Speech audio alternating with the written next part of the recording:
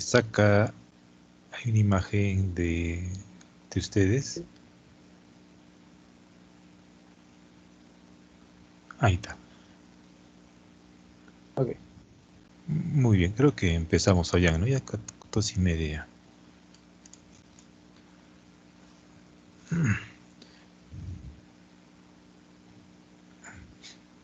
Sí, doctor, Muy bien, vamos a empezar.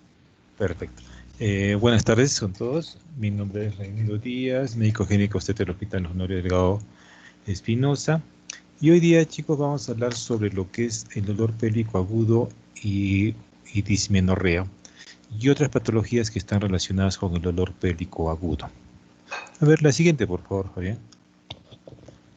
Entonces, para determinar que el dolor pélvico agudo es el dolor que se presenta en la parte de lo que es el hemiabdomen inferior, la pelvis, la zona lumbar, la zona perineal, y que dura más o menos hasta 7 días puede ser este dolor agudo. Entonces, como ustedes ven, al hablar de que este dolor ocupa el hemiabdomen inferior, la zona pélvica, la zona lumbar, no solo encontramos patología ginecológica, obstétrica, sino también por la zona donde confluyen varios sistemas, también patología digestiva, urinaria, musculoesquelética y otra miscelánea de patologías que pueden estar inmiscuidas en ese dolor. A ver la siguiente, por favor. Entonces, este cuadro, que bueno, lo saqué del libro también, nos ayuda a ver las causas ginecológicas probables de dolor agudo, ¿no? En lo que es los cuadrantes abdominales inferiores y la pelvis. Y como ustedes pueden ver, hay una combinación de patologías, tanto ginecológicas y obstétricas, ¿no? Por ejemplo, la dismenorrea, torsión ovárica, EPI, absceso tubovárico, dolor intermenstrual, alguna tumoración en ovarios, prolapso de leomiomas, y obstrucción del linfodíbulo de la salida son patologías propiamente ginecológicas. Y los abortos completos o incompletos, los embarazos ectópicos, son patologías que pueden complicar el embarazo, ¿no? Y acá, bueno, acá inclusive nos faltaría aumentar de repente alguna patología obstétrica como la mola, ¿no? Ya que hay molas que se pueden eh, eliminar espontáneamente y cursan con dolor agudo, ¿no? Con dolor agudo, con sangrado. Entonces hay una miscelánea de patologías que son causantes de dolor agudo. A ver la siguiente, Fabián. Y acá tenemos otras causas, ¿no? Como les mencioné. Tenemos desde causas gastrointestinales, desde patologías quirúrgicas hasta algunas patologías médicas, lo mismo que a nivel urológico, ¿no? Por la confluencia, por la ubicación, ¿no? Entonces, inclusive hasta problemas musculoesqueléticos, por ejemplo, de la pared, lesiones de la pared abdominal, ¿no? Hernias, peritonitis, desgarros musculares, ¿no? Que van con traumatismos de la pared abdominal y cuadros diversos, como ustedes ven, cetosis diabética, el herpes zóster que puede aparecer, aunque es más frecuente en tórax, puede aparecer a nivel de lo que es abdomen, ¿no? Hay un montón de patologías que pueden cursar con dolor agudo en mi abdomen inferior. A ver la siguiente, Fabián.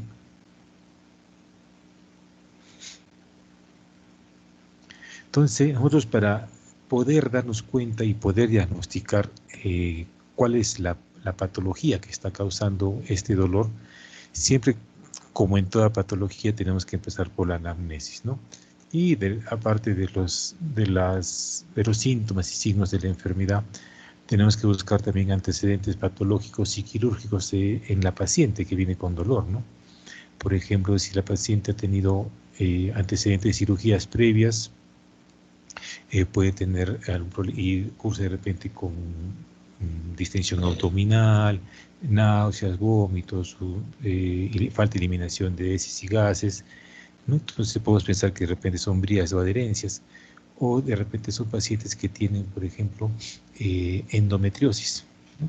La paciente con endometriosis, el mismo proceso inflamatorio que produce la endometriosis ya que la endometriosis es la ubicación de tejido y estroma endometrial ectópico fuera de la cavidad endometrial, y esto al ubicarse en el peritoneo, en las trompas, donde se ubique, en la vejiga, en el intestino, produce un proceso inflamatorio, ¿no?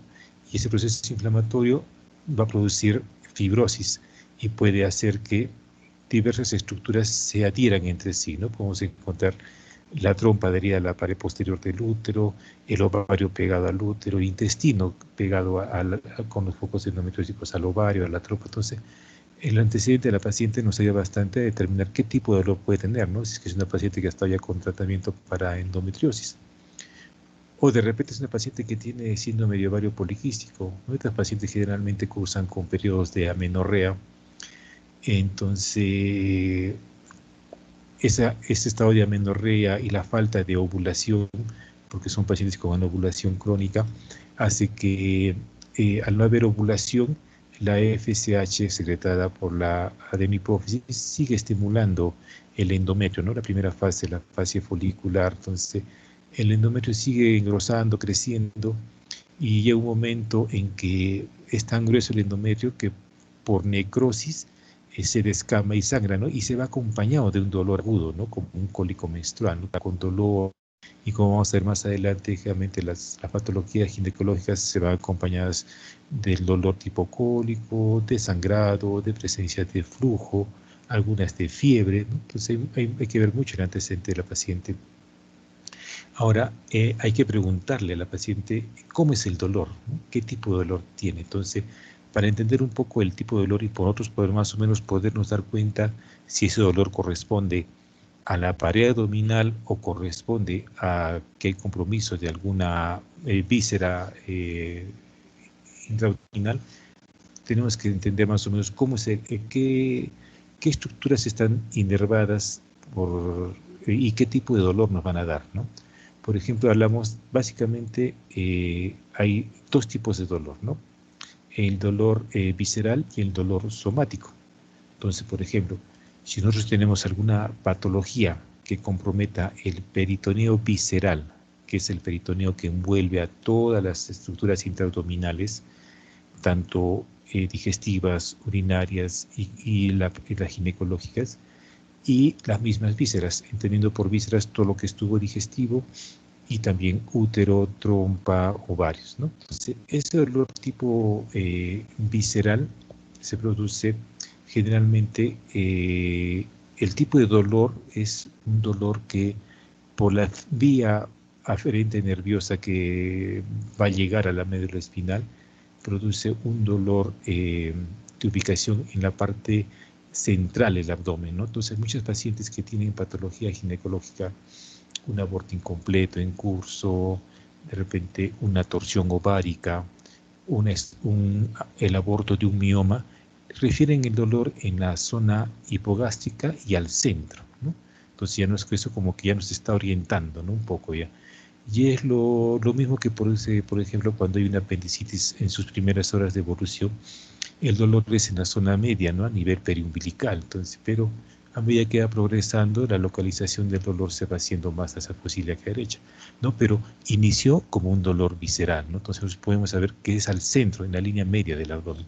Ahora, determinar a qué estructura corresponde ya es parte de nuestra anamnesis, ¿no? Ahora, el otro tipo de dolor que podemos presentar a nivel abdominal es el dolor somático, ¿no?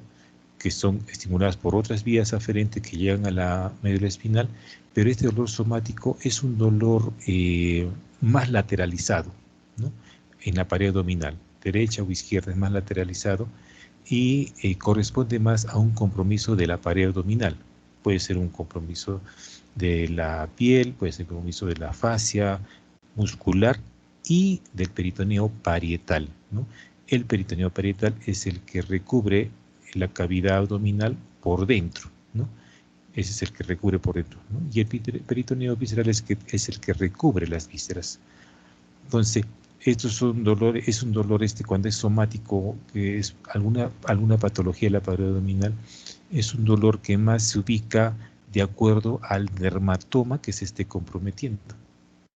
Entonces yo les traigo a ejemplo la apendicitis porque El apendicitis en un inicio, por ser un órgano visceral, una víscera, el dolor es de tipo visceral, entonces lo encontramos en la línea media, ¿no? A medida que va avanzando el proceso, el apéndice se va inflamando, va haciendo contacto con el peritoneo parietal por irritación continua, produce ya una localización del dolor, ¿no? Entonces se va convirtiendo en un dolor somático, ¿no? Pero su inicio ha sido como visceral por ser una víscera, ¿no? Entonces esto nos ayuda a determinar el tipo de dolor y más o menos ya profundizando la anamnesis, a qué víscera podemos nosotros atacar esto, ¿no? Por ejemplo, las pacientes que tienen una torsión ovárica, ¿no? Entonces, estas pacientes generalmente tienen un dolor que es central, ¿no? En la línea media del abdomen, en el hipogastrio, es un dolor central. Pero preguntándole otras características del dolor, ya lo dice, ¿no? Me duele el centro del abdomen, en la zona del hipogastrio, pero el dolor es un dolor que no es constante, ¿no? Viene, calma un poquito y se va, ¿no? Regresa, calma, se va el dolor.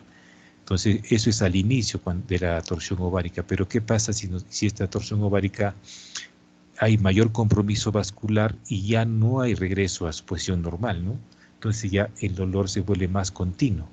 Ahora, si esta torsión ovárica, el ovario se va a edematizar y hace contacto con la pared abdominal, con el peritoneo parietal, la paciente debe referir un dolor ya más lateralizado, ¿no? A la derecha, a la izquierda. Entonces nosotros podemos decir que esta paciente es un cuadro que ya está avanzado en este caso, ¿no? Eso más o menos son los dos tipos de dolor para podernos dar cuenta el origen del dolor.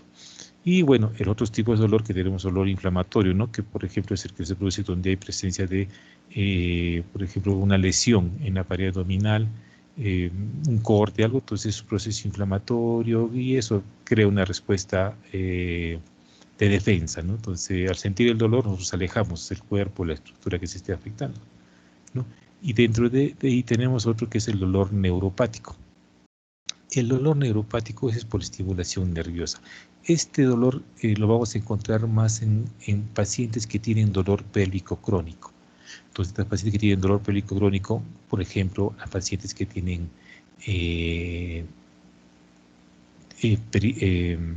endometriosis, como son cuadros crónicos, ¿no? El estímulo constante de estas fibras nerviosas va a crear un círculo vicioso. Entonces, estas pacientes ya el dolor, pueden desarrollar un dolor exagerado, ¿no? Ante un estímulo muy leve, ¿no?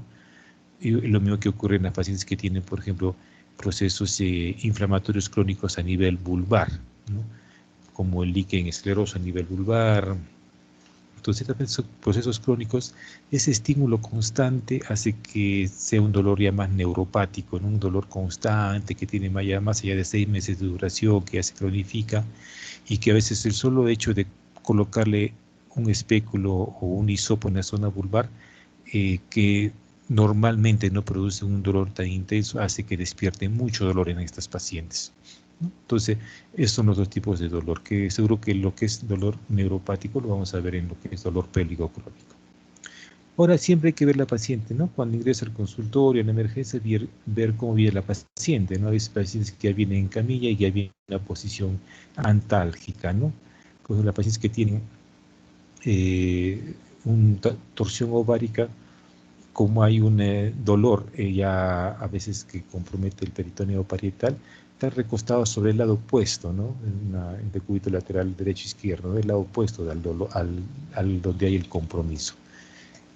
Las pacientes que tienen, por ejemplo, un embarazo ectópico roto, ¿no? Con hemoperitoneo, estas pacientes generalmente no toleran el decúbito, ¿no? Están más sentadas porque la sangre les produce una irritación peritoneal, entonces al peritoneo parietal. Entonces, el estar sentadas, como les mejora el dolor, ¿no?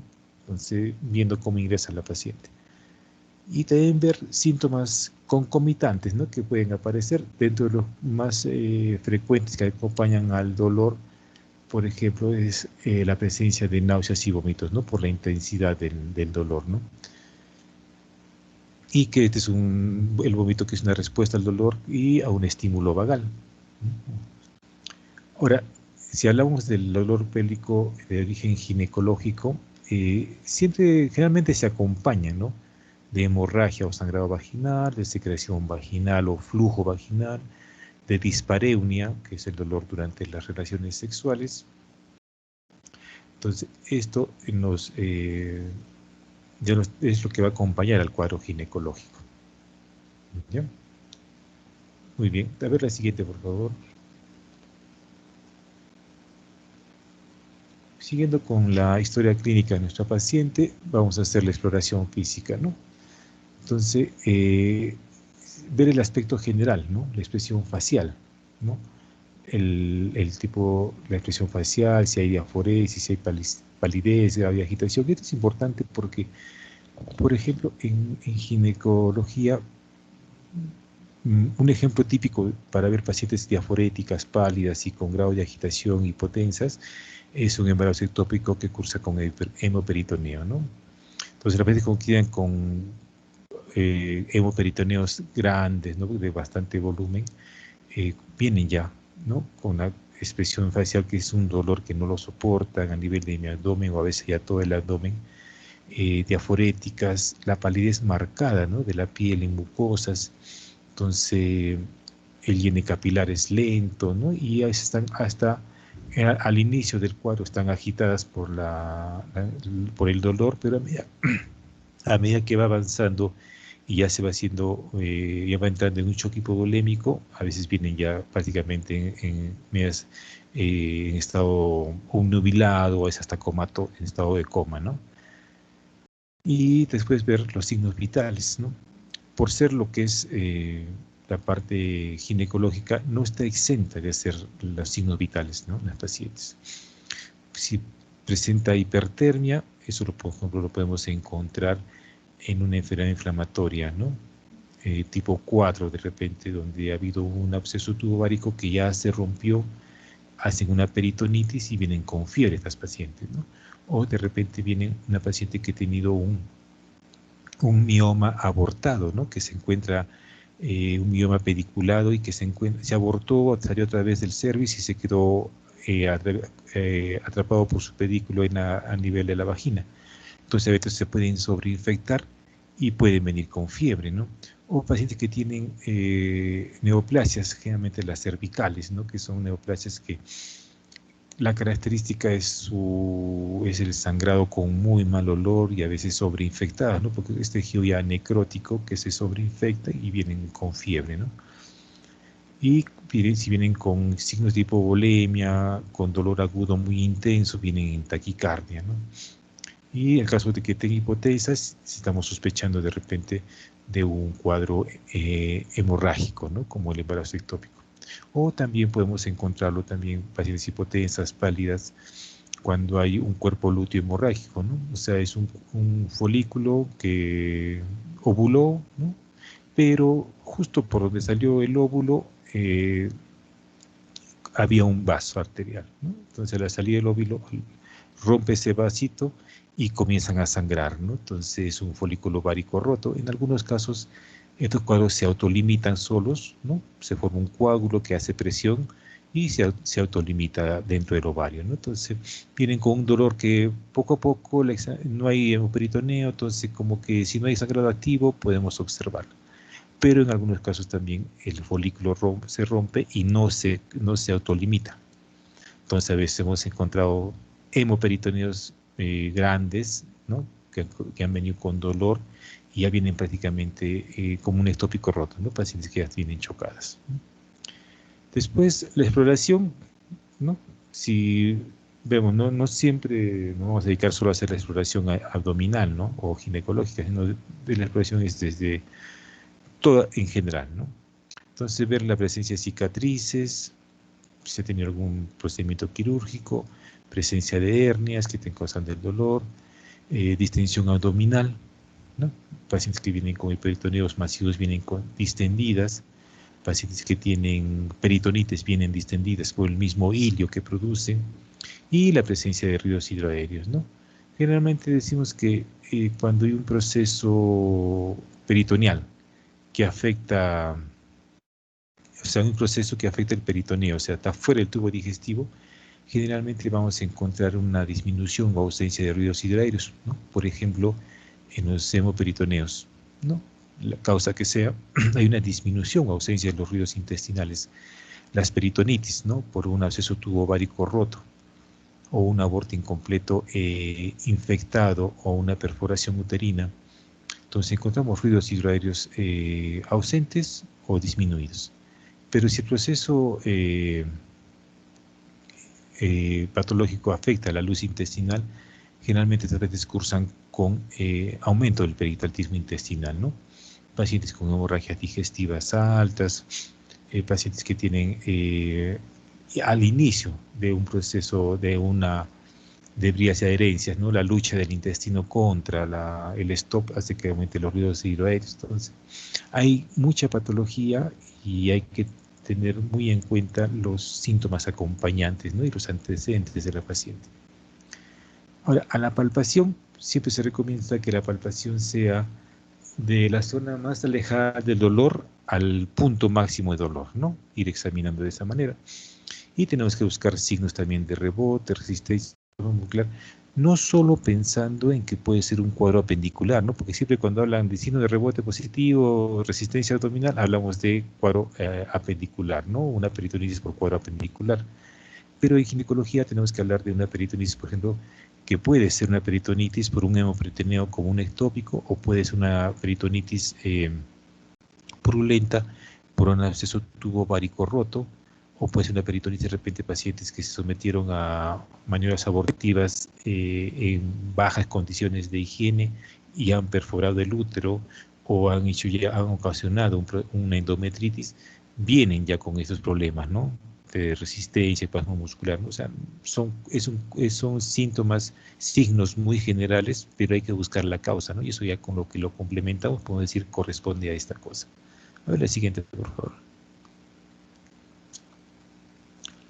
Y hay algunos signos y síntomas propios de la paciente ginecóloga.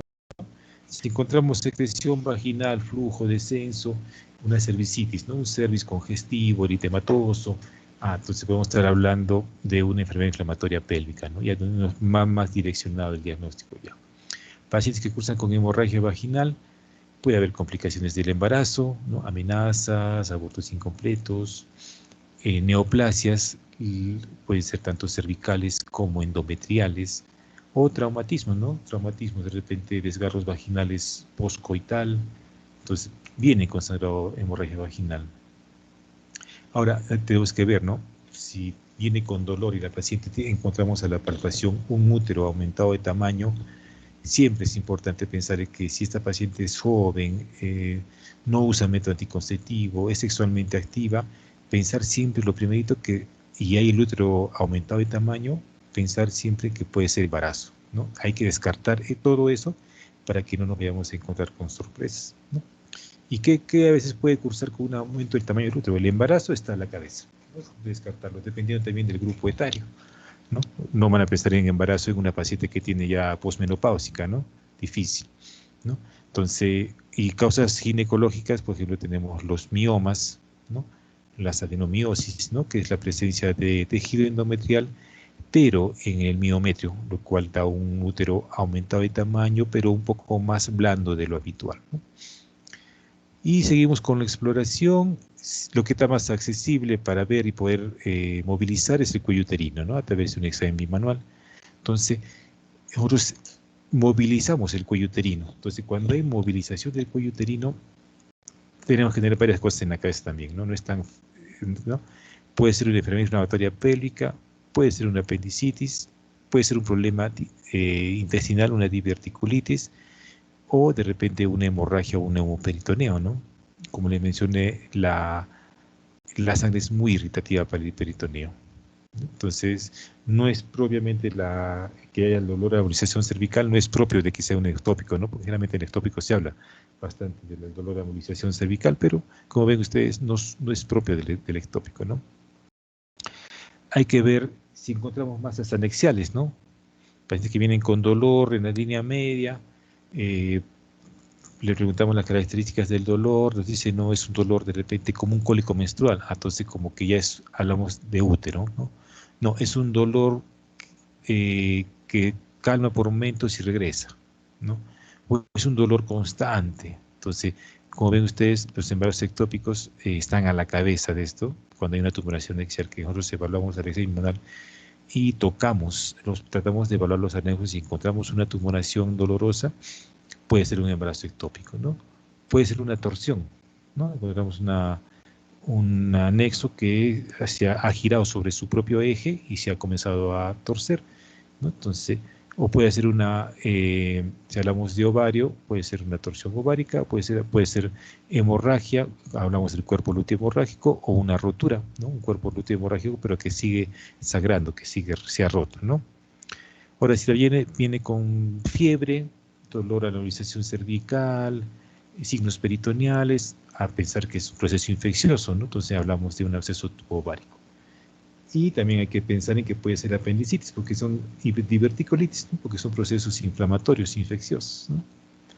Y siempre nosotros, si el cuadro no está claro para nosotros, la causa del dolor, o es una paciente que no ha tenido relaciones sexuales, o es una niña, ¿no? Niñas que no han tenido relaciones sexuales, tenemos que recurrir a la exploración rectal, ¿no?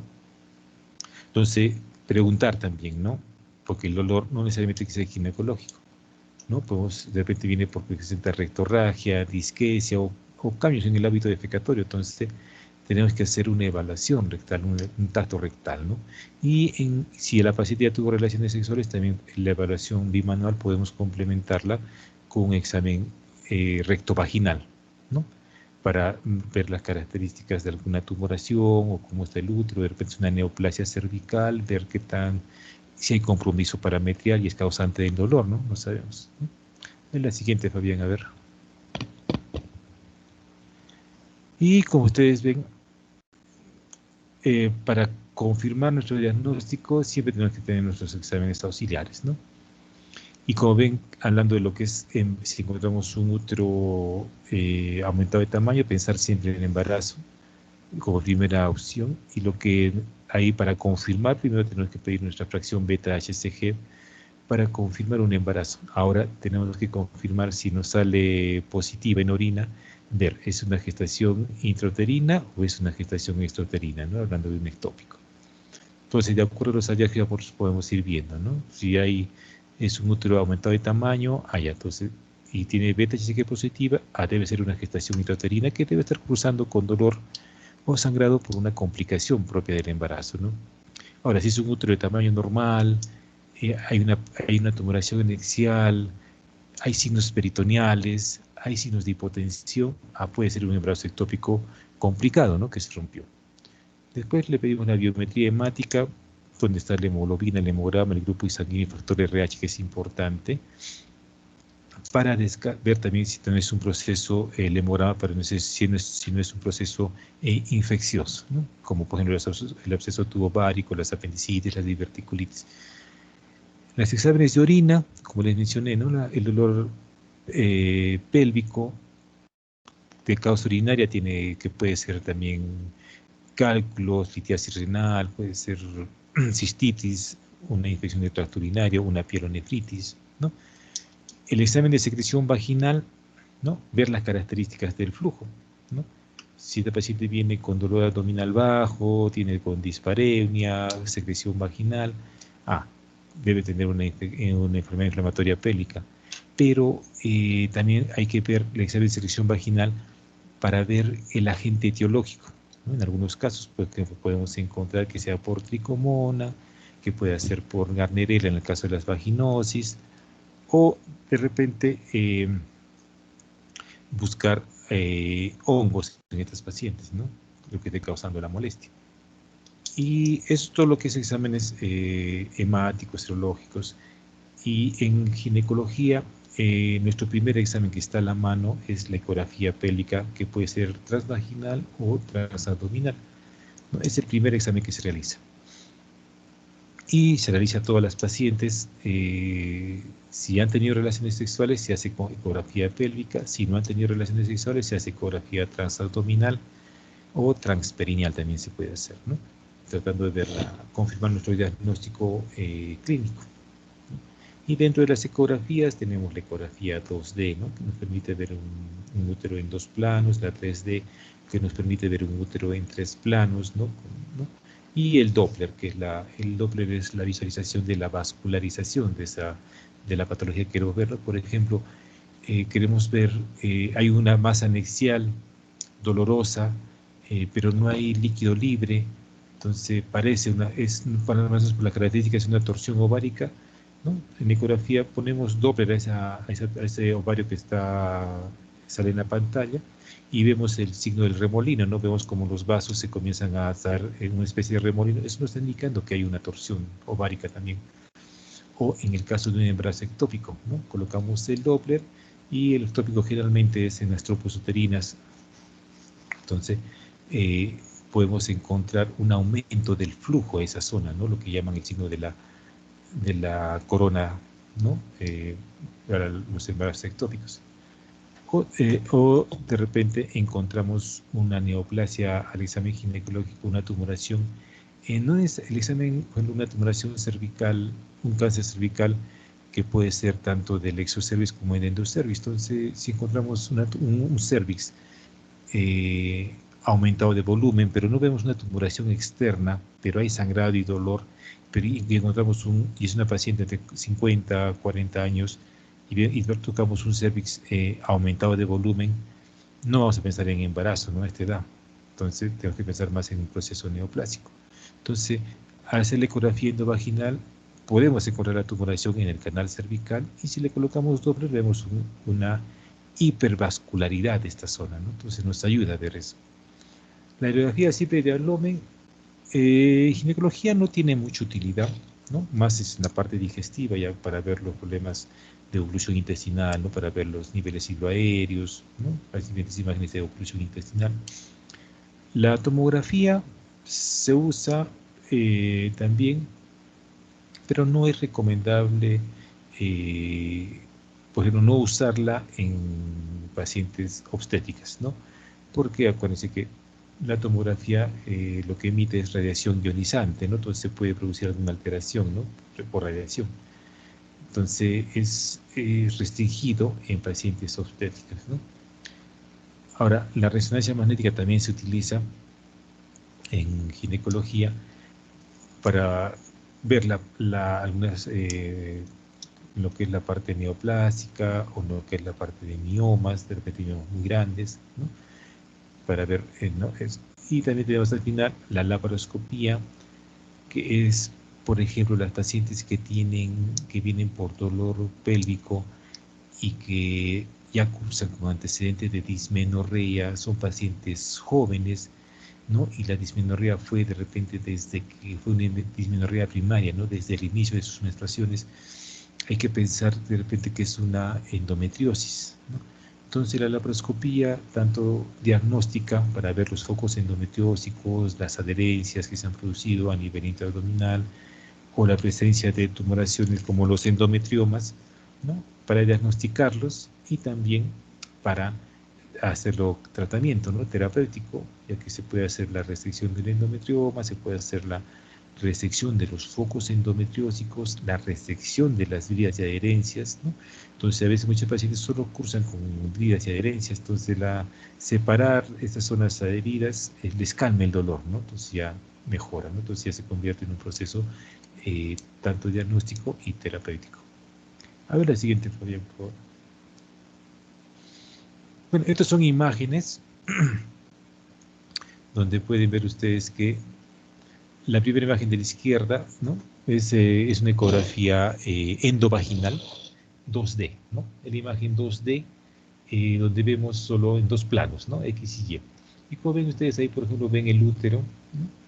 En la zona donde está el puntito rojo de Fabián debe ser, vemos la vejiga arriba, ¿no? Y vemos el tamaño del útero, podemos medir el útero, podemos ver la consistencia, podemos ver el miometrio, porque por ejemplo la adenomiosis cursa con focos hipoecogénicos en el miometrio, ¿no? Podemos ver embarazos, podemos ver miomas, pólipos. Si hay un peritoneo, podemos ver en el fondo del saco de Douglas, podemos encontrar que está ocupado por líquido o por sangre en este caso, o en el caso que sea una apendicitis por pus, o de repente también puede ser un absceso tubo ovárico que se rompió, ¿no? Después tenemos también la que está al centro, es una imagen 3D de un útero, ¿no? Y la ecografía 3D nos permite ver el útero en 3 dimensiones, y este se ha utilizado mucho, por ejemplo, para ver malformaciones del conducto de Müller, ¿no? Que, por ejemplo, hay pacientes que tienen tabiques, septos o úteros dobles, úteros arcuatos, por una alteración en los conductos de Müller. Entonces nos permite ver esta estructura, ¿no? Los tabiques, los úteros duplicados, ¿no? Entonces, en la imagen más a la derecha vemos una histeroscopía, que es un examen, es como la laparoscopía, pero se puede decir una laparoscopía, pero de la cavidad uterina, ¿no? Esa imagen nos permite ver, por ejemplo, toda patología que esté en cavidad uterina, desde malformación del conducto de Müller, miomas, pólipos, DIUs extraviados, ¿no? Como la imagen acá abajo de la izquierda inferior, ¿no? Que son imágenes histeroscópicas donde vemos, ¿no? Miomas, vemos pólipos, un DIU que está ahí, entonces nos ayuda a ver, ¿no? Y también la histeroscopía es como la laparoscopía, nos permite el diagnóstico de la patología y también permite el tratamiento, ¿no? Si tiene miomas, si tiene pólipos, se puede hacer exéresis, la extracción de DIUs extraviados, la restricción de los tabiques uterinos. Y en la imagen más a la derecha tenemos la histerosalpingografía, que no es otra cosa una radiografía del útero y ovarios con una sustancia de contraste, ¿no? Y nos permite, por ejemplo, ver si hay permeabilidad de las trompas, cómo está la cavidad uterina por dentro, ¿no? Entonces, si hay un defecto de llenado, podemos pensar que de repente hay pólipos y que los pólipos pueden generar dolor, igual que los miomas, o de repente tiene dilataciones de las trompas uterinas, hidrosalpis, que puede ser causante de dolor, entonces nos ayuda a diagnosticar esto, ¿no? Ahí la siguiente, por favor.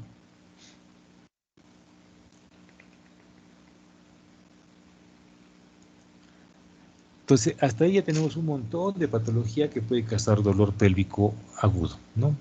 Ahora, nos vamos a centrar un poco más ya en los síntomas que son propiamente ginecológicos, como la dismenorrea, ¿no? La dismenorrea, que es el dolor cíclico que se acompaña con la menstruación, ¿no? Es un dolor más intenso. Y generalmente la paciente lo refiere como un dolor tipo cólico, ¿no? Ya las pacientes que tuvieron hijos también lo pueden indicar que es un dolor como el parto, ¿no? Ese dolor tipo cólico, que a veces puede acompañarse de náuseas, vómitos, cefaleas, lumbalgias o diarrea, ¿no? Dependiendo, porque la dismenorrea como síntoma tiene muchos orígenes, ¿no? Entonces, hablamos de una dismenorrea primaria cuando no hay patología orgánica asociada a este problema, ¿no? O sea, no hablamos de que haya miomas, pólipos, ¿no? Es un proceso que a nivel miometrial, a nivel del endometrio, hay producción de prostaglandinas y esto produce vasodilatación y vasoconstricción, llegando a isquemia miometrial que produce el dolor, ¿no? Entonces no es un problema orgánico, como en el caso de la dismenorrea secundaria, donde sí encontramos, ¿no?, endometriosis, un exceso de prostaglandinas, la EPI, los miomas, ¿no? Los miomas que se están abortando, generalmente los miomas intramurales o mucosos son los que causan, y los subserosos son los que causan más dolor. Las adenomiosis, ¿no? Es un útero agrandado con una cavidad uterina mayor endometrio, entonces por lo tanto produce más prostaglandinas y más dolor, ¿no? La presencia de los pólipos endometriales y los problemas ya de una obstrucción al flujo menstrual cuando hablamos de una alteración en el desarrollo, ¿no? Alguna malformación, por ejemplo, de repente un tabique vaginal transverso, un himen perforado, puede causar dismenorrea cíclica, ¿no?, en estas pacientes. Generalmente la dismenorrea sí es primaria, o sea, no hay una patología orgánica asociada a esta, y como todo el problema es a nivel endometrial y hay un exceso de producción de prostaglandinas que van a causar la isquemia miometrial, que como empezamos el tratamiento con antiinflamatorios no esteroideos, ¿no?, para bloquear a las prostaglandinas. Ahora, esta paciente queremos que reduzca el flujo menstrual, entonces le damos anticonceptivos, ¿no? Ahora, puede ser anticonceptivos orales o dispositivos que contienen progestinas como el levonorgestrel, que estos limitan el crecimiento endometrial, ¿no? Lo vuelven más delgado, por lo tanto hay menor producción de prostaglandinas, menor dolor, porque para eliminar el tejido endometrial necesita un mayor flujo sanguíneo, entonces disminuye el grosor endometrial los dispositivos del hemorroide, o la amidoxiprogesterona, que también es un progestágeno que puede llegar a atrofiar el endometrio y no va a haber prostaglandinas en este caso, no va a haber una menor cantidad de prostaglandinas. Ya en los casos extremos, o que antes se usaba, ¿no?, agonistas de la GnRH como el danazol, que es un antiestrógeno, el problema que produce muchos efectos adversos, ¿no?, antiestrogénicos. Entonces, como ven, la dismenorrea hay que diferenciar bien si es primaria o secundaria, ¿no? Si es secundaria, hay que tratar la causa orgánica. Si es primaria, se puede dar antiinflamatorios, ¿no?, todo el tratamiento, AINES, anticonceptivos, ¿no?, todo eso. A ver la siguiente, por favor. Bueno, causas de dismenorrea, como ya les mencioné, ¿no? Endometrio ectópico. Puede estar en la vejiga, puede estar en el recto, en el tabique recto vaginal, en el peritoneo, ovarios, trompas, ¿no? Y en la imagen del centro vemos laparoscópicamente cómo se ven, ¿no? Son imágenes medias violáceas sobre la superficie peritoneal, ¿no? Y como ustedes pueden ver ahí, por ejemplo, el ovario derecho, en este caso esta pacientita, se ha adherido al cuerpo uterino, entonces es causa de dolor en estas pacientes, ¿no? Y los miomas, ¿no? Los miomas que causan bueno, más dolor son los miomas intramurales o subserosos, ¿no?, los que están en la superficie del útero. Esos son los que causan mayor dolor, ya que los que están más próximos a la cavidad uterina o los que son submucosos más causan problemas hemorrágicos, ¿sí? Después tenemos, ¿no?, los pólipos endometriales, que son los pólipos, es tejido endometrial que se ha eh, hipertrofiado, ¿no?, en la cavidad endometrial, y pueden causar dolor, pueden causar aumento del sangrado, puede haber pólipos endocervicales, ¿no? En la imagen donde está el espéculo, ¿no? En el espéculo vemos el cervix y a través del orificio cervical aparece una estructura media violácea, que es un pólipo que causa dolor, ¿no? Porque para que salga por ahí obstruye el flujo menstrual también, entonces causa dolor, ¿no? Y los pólipos, en la imagen derecha, un pólipo, como se ve un pólipo a través de la histeroscopía, ¿no?, con su vascularización. A ver la siguiente. El embarazo ectópico, que hemos hablado bastante del embarazo ectópico, entonces cuando el blastocisto se implanta fuera de la cavidad endometrial, ¿no?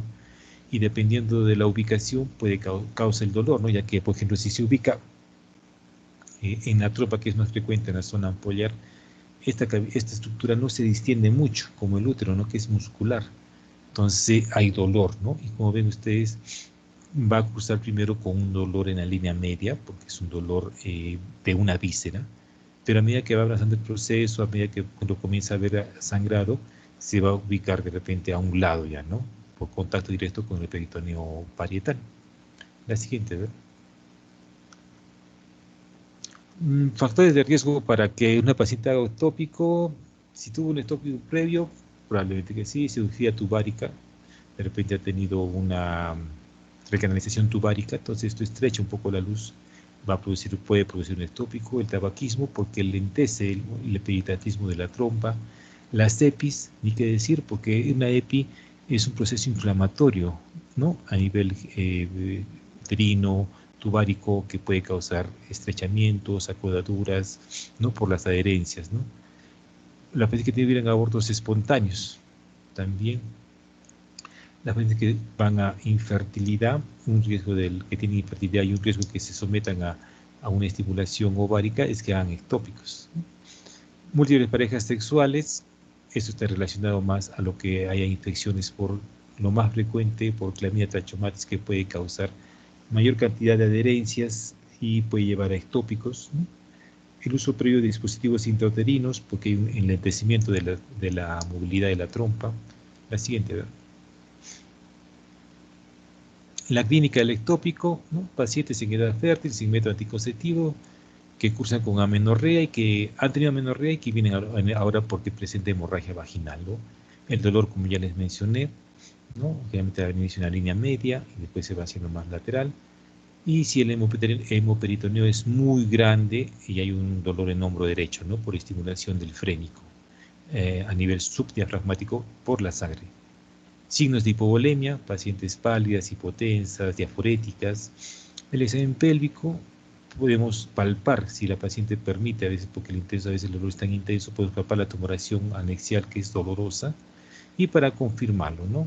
Tenemos todo esto para confirmar que, como les mencioné, siempre hay que descartar que no sea, que hay embarazo, o sea, intra o extrauterino, la beta-HCG. Podemos pedirle progesterona sérica, ¿no? Podemos ver la hemorragia transvaginal en un ectópico. Generalmente es un sangrado, es un dolor y que se acompaña con un sangrado rojo oscuro escaso, ¿no? No es como el rojo brillante de un aborto incompleto, por ejemplo, ¿no? La culocentesis, que es hacer a través de una aguja, a través del fondo de saco de Douglas, ingresar con una aguja y ver qué es lo que contiene o qué está ocupando el fondo de saco. En el ectópico, si hacemos una colocentesis, va a ser positiva si es que hay, porque vamos a encontrar sangre, ¿no? Podemos hacer también una colocentesis en una paciente que tiene líquido libre y pensamos en un acceso tubo ovárico y vamos a encontrar pus. O en una apendicitis vamos a encontrar pus, ¿no? Pero casi ya no se usa la colocentesis porque hay muchos otros exámenes como la ecografía, la fracción beta, que nos ayudan a diagnosticarlo. La siguiente, a ver. El tratamiento del ectópico, dependiendo, ¿no? Si es un ectópico no complicado, o sea que aún no se ha roto, que el embrión está muerto, no hay líquido libre, la fracción beta dice que está entre 2000 y 5000, podemos tratar el tratamiento médico, ¿no? Con metrotexate, para que no hacer un acto quirúrgico y que a veces pueda terminar también en un estrechamiento o una salpingectomía, ¿no? Entonces se reduce, si sacamos el ectópico quirúrgicamente, las posibilidades de embarazo posteriormente, ¿no? Y el tratamiento quirúrgico, que es la salpingectomía, ¿no? Sacar la trompa uterina si ya está rota, estallada con sangrado activo, sacarla, o si aún no se ha roto, hacer una salpingostomía, que es hacerle en el borde antimesentérico de la trompa una incisión longitudinal, sacar el tejido trofoblástico y en algunos casos lo suturan o no, ¿no? Entonces es más conservador que la salpingectomía, ¿no? Y depende de la paciente, ¿no? Si una paciente que tiene varios hijos, ya se le puede hacer salpingectomía. Si aún no tiene hijos, si todavía tiene deseos de fertilidad, hay que tratar de hacer esa salpingostomía para mejorar su fertilidad. La siguiente, a ver. Ahí tiene imágenes ectópico, ¿no? Una ecografía 2D, ven el útero en la parte superior derecha, al ladito ven la tumoración anexial con el embrión adentro, ¿no? En la paroscópica ven un ectópico, ven una trompa uterina que está dilatada, distendida, ¿no? Y ecográficamente también en la imagen de la derecha vemos, por ejemplo, si ustedes vemos el útero que está al lado derecho, vemos una imagen hipoecogénica o la imagen que está con la flecha. Entonces puede confundirse a veces con un saco gestacional, ¿no? Pero hay otros hallazgos ecográficos que nos ayudan a decir que es un ectópico, ya que vemos una tumoración anexial con el embrión, ¿no? Entonces no puede ser. Ahora puede ser un embarazo heterotópico, donde hay un embarazo tanto ectópico como un eutópico, pero hallazgos ecográficos nos ayudan a decir que esta imagen dentro del útero no es un saco gestacional, ¿no? La doble reacción decidual, el anillo de fuego, o sea, hay más vascularización de esta zona, entonces nos ayudan a decir que este no es un embarazo que esté dentro del útero. Y varias ecografías, ¿no? Algo que ahorita, por ejemplo, se está viendo muy seguido son los embarazos ectópicos en la cicatriz de cesárea previa, ¿no? Pacientes que han sido sometidas a cesárea y el ectópico se localiza en la misma cicatriz, entonces vienen pacientes con sangrado y con dolor, ¿no? Entonces, hacer la ecografía, normalmente el saco gestacional se debe ubicar en el fondo uterino, ¿no? Pero acá vemos que vemos el saco gestacional está prácticamente sobre la cicatriz, entonces es un ectópico sobre la cicatriz, previa de cesárea, ¿no? Y como le mencioné, ¿no? Un ectópico en la trompa hay más vascularización, entonces vemos lo que es el anillo de fuego, ¿no? Que es una imagen del Doppler, ¿no? Que nos indica que hay hipervascularización en esa tumoración anexial, ¿no? Y en la imagen de la derecha vemos ahí está el ectópico que ya se rompió, ¿no? Con hemoperitoneo, ¿no? La siguiente, a ver. El acceso tubovárico, que es un proceso infeccioso, ¿no? Entonces, generalmente es por vía ascendente, ¿no? Ha habido gérmenes en la zona vaginal que por contigüidad, por ascensión, han llegado a útero y de ahí se han pasado hacia las trompas y ovarios, ¿no? Entonces, es secundario de enfermedad inflamatoria pélvica, ¿no? Una EPI. Entonces, las pacientes generalmente con acceso tubo ovárico vienen con dolor, ¿no? Un dolor en la zona, como es una afectación de víscera en la zona media, ¿no? O a veces dicen todo el abdomen inferior, ¿ya, no? Y como es un proceso infeccioso, vienen con fiebre, leucocitosis, y si aún no se ha roto el acceso tubo ovárico, podemos encontrar una masa anexial. Si ya se rompió, podemos encontrar ya líquido libre que puede corresponder a pus, ¿no? Ya no encontramos una masa, pero la paciente tiene fiebre, leucocitosis, líquido libre, reacción peritoneal como un apendicitis, entonces es un absceso tubo ovárico que ya se rompió, ¿no? Ecográficamente se puede ver una imagen quística, la típica imagen de un absceso, ¿no? Una imagen tabicada, heterogénea, con ecos internos, entonces, y eso sumado a todo el cuadro, a los hallazgos de laboratorio, ya nos hacen pensar que es un absceso tubo ovárico, ¿no? El tratamiento para el absceso tubo ovárico, pues es un proceso infeccioso, antibióticos, antipiréticos, analgésicos, pueden ser drenados percutáneamente o en algunos casos que ya la paciente viene con mayor compromiso, puede llegar a hacerse una anexectomía con histerectomía, ¿no? Porque ya hay que sacar el foco en sí, ¿no? La siguiente, por favor. Las vaginitis, ¿no? Procesos infecciosos a nivel vaginal, que son generalmente el punto de partida para la sepsis, ¿no?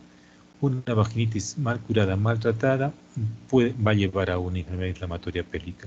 Y al colocar el espéculo endovaginal, nosotros podemos ver más o menos las características de cada flujo para decir que corresponde a tal vaginitis, ¿no?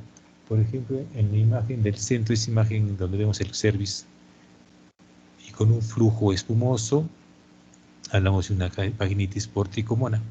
La imagen de la derecha, un cervix eritematoso, con bastante proceso inflamatorio, y un flujo grueso, grumoso como el de abajo, hablamos de una vaginitis por cándida, ¿no?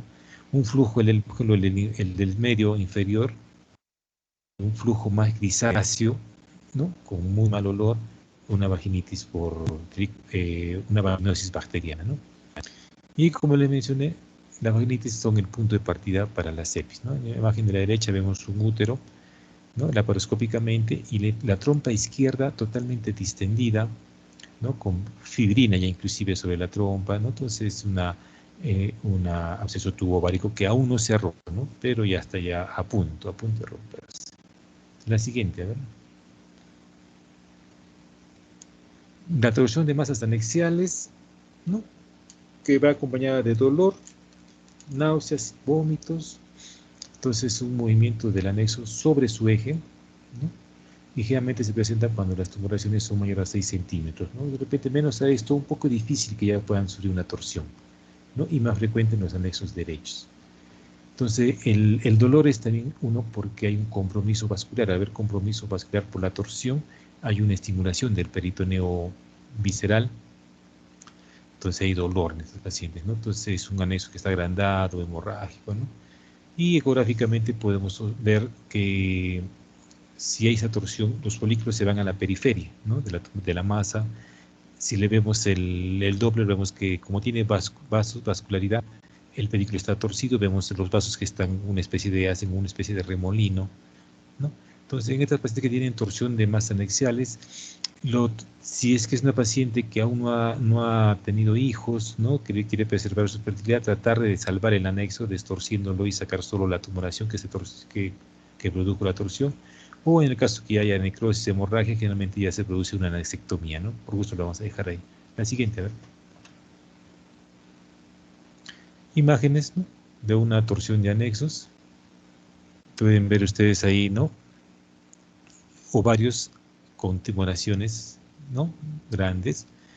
En la imagen del centro ya se comenzó a torcer, aún es salvable acá el ovario, ¿no? Destorcemos, sacamos el quiste que produjo la torsión y se salva el ovario. Pero en la imagen a la derecha ya vemos que hay mayor compromiso vascular, entonces ya es un anexo que está prácticamente necrótico, ¿no? Entonces no nos va a ayudar mucho. Entonces, la siguiente, por favor.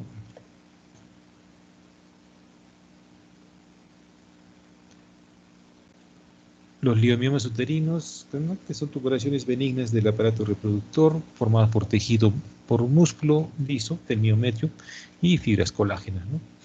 Ahora, ¿qué hace que aparezcan leomiomas? Hay muchos factores de riesgo, ¿no? lo que se habla es que hay mayor exposición a un estado hiperestrogénico, ¿no? O sea, más tiempo que la paciente tenga producción de estrógenos va a predisponer a que desarrolle mioma. Por eso hablamos de la menarquia temprana, ¿no? Mayor exposición a estrógenos, el índice de masa corporal es elevado porque cursan con, acuérdense que para la producción de los esteroides, estos se producen a nivel de la grasa, entonces si son pacientes obesas, ¿no? Mayor presencia de estrógenos, genético, puede haber el síndrome de ovario poliquístico, y que ¿cómo es que qué es lo que los factores protectores o que disminuyen la presencia de miomas? Todo lo que curse con estados hipoestrogénicos, las menopáusicas, por ejemplo, las multíparas, porque durante el embarazo no hay un estado tan alto de estrógenos, ¿no? Los anticonceptivos orales, ¿no? Ya que estos limitan, ¿no? La producción de la FSH, LH y la producción de estrógenos y progesterona. El tabaquismo, ¿no? También nos ayuda porque dicen que hay un poco de hipoxia y esto puede afectar a los miomas, ¿no? Entonces, es una teoría, ¿no? De los miomas. La clínica de los miomas, como ustedes ven ahí, puede haber sangrado, si es muy grande hay signos compresivos, ¿no? Si están cerca de la vejiga, como que hay llenura, más rápidamente llena la vejiga, la paciente cursa con poliuria, o si está muy cerca de repente del recto, con signos compresivos que pueden producir sensación de que la ampolla está llena, pero en realidad no es así, ¿no? Infecundidad, ni qué decir, y los miomas pueden prolapsarse si son miomas mucosos que tienen un pedículo, pueden salir a través con dolor y sangrado, pueden salir a través del canal cervical, ¿no? Causan dismenorrea. Y como ya les mencioné antes, ¿no? Lo que causa crecimiento del útero, entre ellos tenemos los miomas, ¿no? La ecografía para los miomas, el tratamiento depende, ¿no? Si es un mioma asintomático, fue un hallazgo incidental, no le produce nada a la paciente, es observarlo, ¿no? Y si es más bien son miomas que producen mucho dolor, mucho sangrado, ya se recurre, ¿no? Puede ser la miomectomía si aún no han tenido hijos, o puede ser una histerectomía si ya cumplieron su fecundidad. La siguiente, a ver. Imágenes de miomas, ¿no? Viene la imagen, miomas subserosos, ¿no? Que son los que cursan con mayor dolor. Esta paciente de la imagen del superior derecha, miomas grandes que parecen gestaciones, ¿no? Actualmente aún nos llegan pacientes así, no sabemos a veces por qué esperan tanto tiempo a que vengan como que estuvieran gestando estas pacientes, ¿no? En la imagen inferior izquierda, un mioma que está saliendo a través del orificio cervical, ¿no? Y que en la imagen del centro se ve, ¿no? La cirugía, la histerectomía y el mioma que está a nivel del orificio cervical. La laparoscopía, en miomas subserosos, ¿no? La siguiente, ¿verdad? Muy bien, terminamos. Muy bien, chicos, entonces como ven, la causa del dolor pélvico, infinidad de causas, tanto de cualquier sistema digestivo.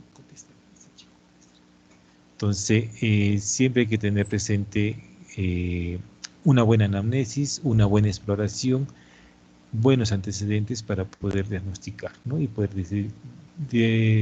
dar el diagnóstico en este caso a esta paciente, ¿sí? ¿Alguna pregunta, chicos? Nos hemos pasado la hora. No, doctor, ninguna pregunta. ¿Está claro? Que hemos corrido.